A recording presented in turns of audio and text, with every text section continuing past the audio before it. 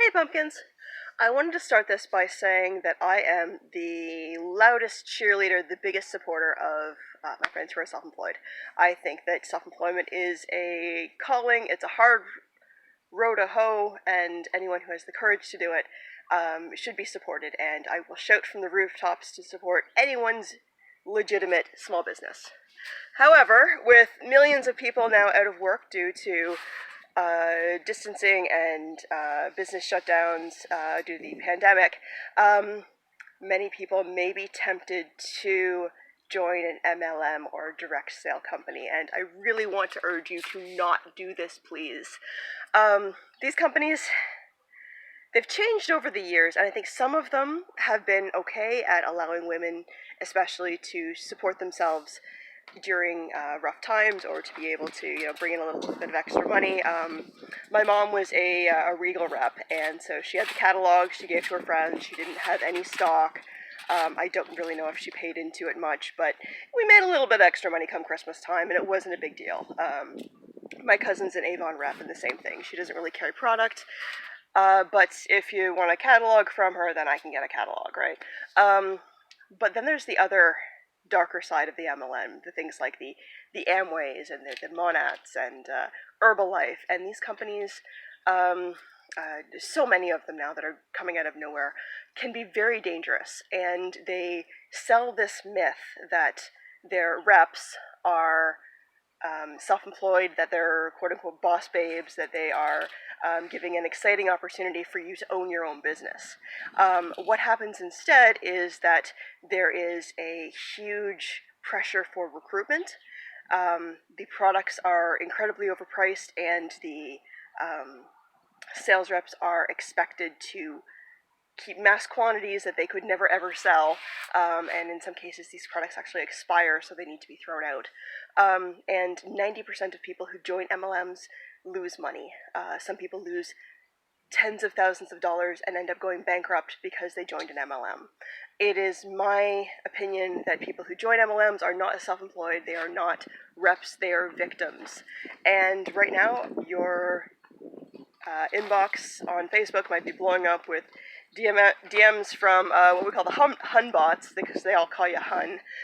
People you haven't heard from since high school are now trying to get you to sell face cream or smelly wax or health drinks or whatever. Don't. These are not businesses.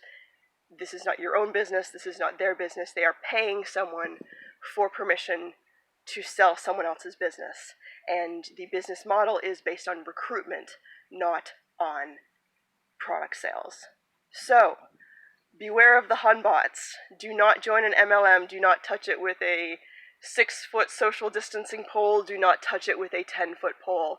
These are dangerous companies, and they prey especially on women, especially on vulnerable people. You will not make money on an MLM. Some people say that it's how much work you put into it, how serious you take it. No, after you get past, I believe it's the 6th level, for you to make money at this company, you literally need to recruit more than the entire population of planet Earth. It is not possible for you to make money at an MLM unless you're on the 1st, 2nd, or 3rd tier. So if this is a brand new company and you're on the ground floor, you can try, but most likely you're going to lose money. And there are people who lose tens of thousands of dollars on things like, Amway or LuLaRoe, Arbonne, Isogenics. Oh my God, there's so many of them. And these are not companies that are going to make you money, especially if you need to buy product, especially if you are expected to recruit, especially if you have high membership fees. There was one MLM I was involved in last year, and they kept saying over and over, this is not an MLM, this is not an MLM. But the more you look at it, yeah, it is. So I was telling people this is not an MLM. The membership fee was $5,000 a year. And I looked at it even closer, and they kept saying, this is not a cult, this is not a... Why would you say this is not a cult? But I started to really examine things from Stephen Hassan's BITE model, which is a classification system of whether or not something is a cult. And it actually had something like 21 out of 35 of the ticks to be a cult. We were told anyone who has anything negative to say about the company to block them. Not unfriend them, not distance yourself, block, which is a security feature. Um, it was highly suggested to us of what we were allowed to eat. There were a lot of very false scientific claims, and when I started to question the charismatic leader that, hey, this is false. I have a background in science. This is not true. I was actually blocked from his profile for being too negative. So how do you question someone and not be negative if what they're saying is factually wrong? One of the things that was said was stop using a certain product because it causes autism. I happen to be an autistic adult, so what you're basically saying is don't use this common household product so we can prevent people like Caroline from ever existing. That's not okay. And when I confronted leadership about this, instead of being told, yeah, that was a really inappropriate thing to say, we were told that, oh, everyone has their own opinions. Well, that's not an opinion. If you're saying that someone's brain is so wrong that we want to prevent it from ever existing, and here's how we do that, that's not an opinion.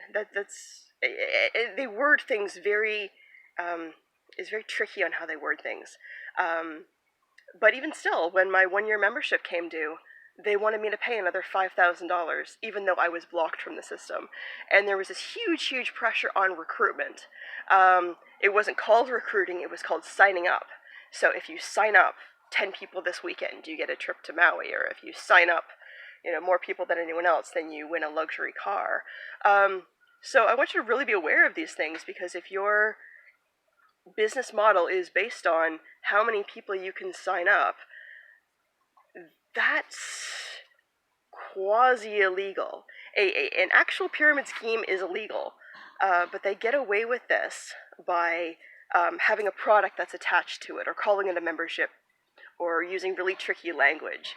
But if you take away the product of something like, I'm trying to think of one of these companies that's high on recruitment, someone tried to sell me the Body by V, and if you take away the expensive shakes, you just have recruitment, and that's a pyramid scheme, and that's illegal. So they have this tricky language, and they have this other way so they can sneak away with it. But I don't think that these companies are going to have long-term merit. I think that eventually governments are going to crack down on them and see them as pyramid schemes instead of as multi-level or network marketing, because people are losing money, people are losing their life savings, people are going bankrupt because they're having to pay into these companies, and they're having to carry large amounts of inventory. There was one company I was involved with, and I was okay with it, but I had realistic expectations. I was selling tea, and if you know me, I drink a lot of tea, like more Earl Grey than Picard, and so really I said I was doing it to support my drug habit, and so I got a discount on tea. No big deal. I got a catalog, and I had a few friends who are also tea fanatics, and so I'd say once a month, hey, I'm putting in an order, does anyone want some tea? And I'd have a few friends. So, I mean, yeah, I maybe made a few bucks, but I wasn't doing it to make money. Likewise, I have a friend who does scrapbooking, and she spends a ton of money on scrapbooking supplies, and recently became a rep for a scrapbooking company. She does not try to recruit anyone. Her scrapbooking friends know that she sells this stuff, and so hey, if they want to come to her, awesome. She's not out there pushing. She's not throwing these recruitment parties. She's not trying to get people to sign up. She basically just wants the discount. She's had quite a few people in her life pass away in the past year, so she's making scrapbooks as a memory of the loved ones that she's lost. So that's okay. I get that. But it's the whole MLM boss babe myth. These companies do unfairly target women because they understand that women often are the caregivers. Women have to be at home with kids more often, and so they try to word it as this opportunity where they can work from home or have flexible hours, and really without a breadwinning husband, they're not going to survive at all. And I really want to see women survive, and I want to see women thrive, and I want to see women be financially independent. And unfortunately, MLMs take away that ability from women. These companies often unfairly target military spouses because military spouses need to relocate so often, and they target immigrants who are after the North American dream.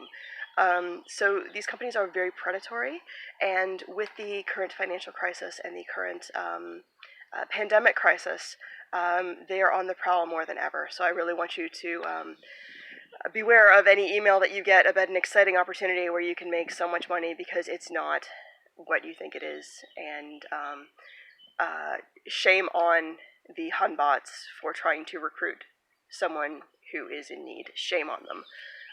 It's not fair. It's not okay to try to recruit someone who is in need into something where they know they're going to lose money. So beware of the Hunbots, and keep up with small businesses. I will continue to support my small business friends, but I love you too much to support your MLM. Have a great day, pumpkins.